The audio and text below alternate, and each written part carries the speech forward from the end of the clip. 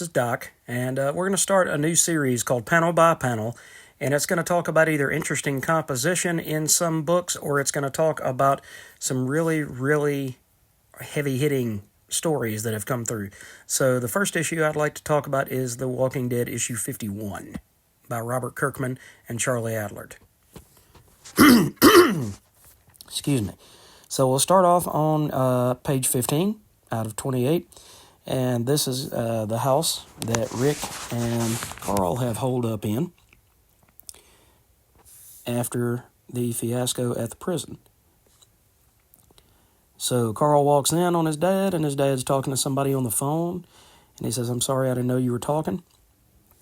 So Rick is talking to somebody, and he's trying to explain to him, if you've got extra supplies, we could really use them. And the person that's on the other end of the line says, I trust you, but I don't really have a consensus from everybody else here, so I'm going to need you to, give me some time so that I can talk to them. So, we don't want to give our position away because we don't really know you. We don't know who you are. So he says, I get that, but my son and I, we're hunting. We hadn't found anything. We're going to have to move on if we can't find anything tomorrow. And she says, all right, well, don't talk to me, without moving. There's a lot to consider. She said, I don't want anything bad to happen to you, Carl, but we don't know you. So we have to keep everybody safe here as well. So Carl and Rick go out hunting. They're talking, having a conversation. And we come back to Rick, and Rick is back at the house, and he's talking on the phone to the same person again. And he says, we're going to have to move on. I'm not trying to be a bad guy. I'm not trying to be sinister. I have no ulterior motives. We just have to go. And she says, I understand that. We're just scared. We started, trying to reach people, but this is all new, So Rick says, if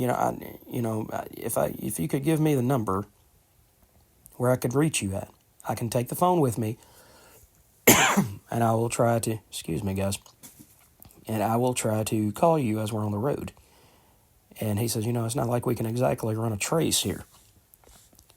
And she says, okay, all right, let me get the number. And then it does a close-up panel. And Rick says, it occurred to me I never even asked for your name.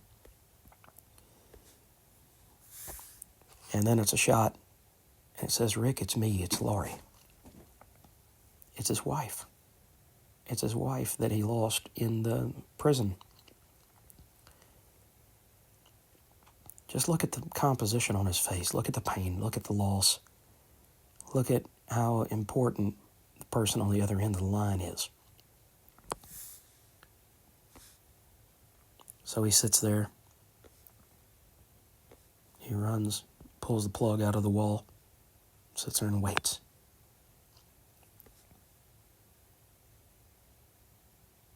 And as the voice of his wife comes through the phone still, you see a tear start to form in his face, in his eyes. And it says, Rick, are you still there?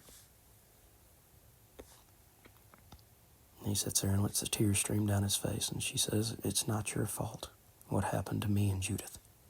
This was not your fault.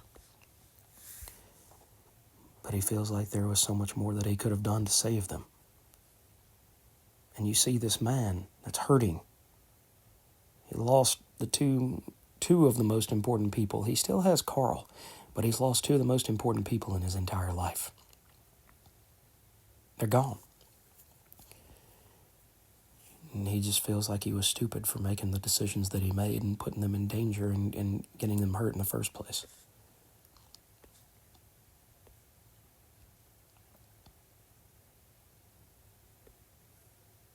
And he asks, he says, is this real? Is this even real? And you see the hope and the wanting on his face. He wants it to be real. In the next panel, you see the tears fall again because she says, don't be silly, of course, this isn't real. I'm not here.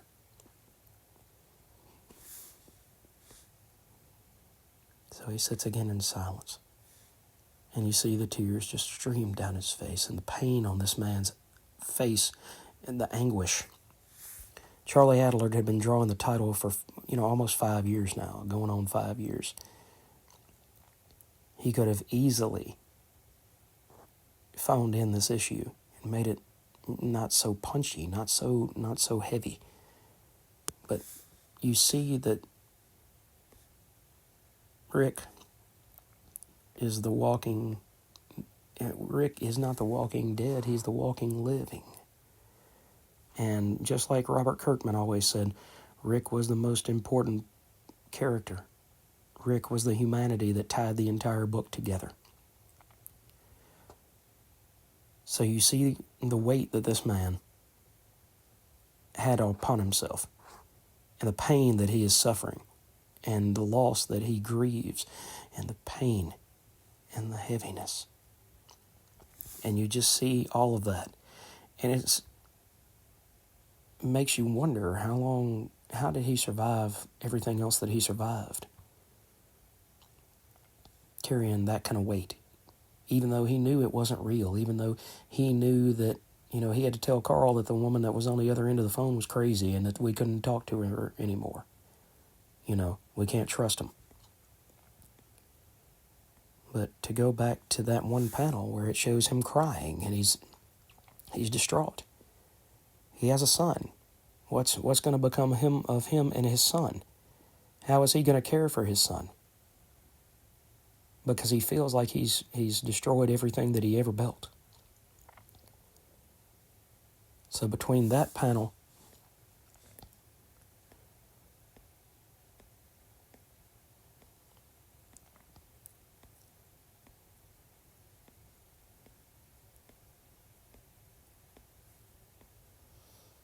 and this panel here, these are the two defining moments, in my opinion, of The Walking Dead up to this point.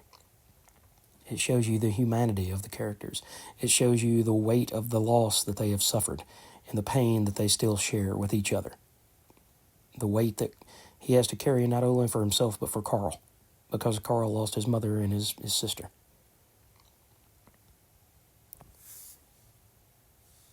And the other thing I wanted to say is I was talking to my patients today, and we were talking about hope and how hope can make or break somebody. And to see the hope on his face, the hope in his eyes, and then just to have it dashed like that. I told my patients, I said, without hope, why do we get up in the morning? If you're searching for that person or that thing or that item or that truck or that job or whatever it is, if you lose hope, if you don't know that tomorrow is going to be better than today, how can you possibly continue on? How can you get out of bed in the next morning? So I just wanted to share this. They did this in the show, and it did not have the emotional weight that this panel sequence had. It didn't hit me the same way. A lot of the earlier seasons hit me in the same way that the comic book did. But the TV show just could not capture what Robert Kirkman and Charlie Adlard were able to do in this early bit of the series. So thank you for watching. If you like this video, please like and subscribe to the channel for more content like this. This is just the first in a series, like I said. We'll be going over more issues of different titles that have, either something emotionally punching similar to this or an interesting panel layout. So this was panel by panel. This is Doc saying he's out. And I hope you enjoy this content, and please come back for the next few videos that are coming up.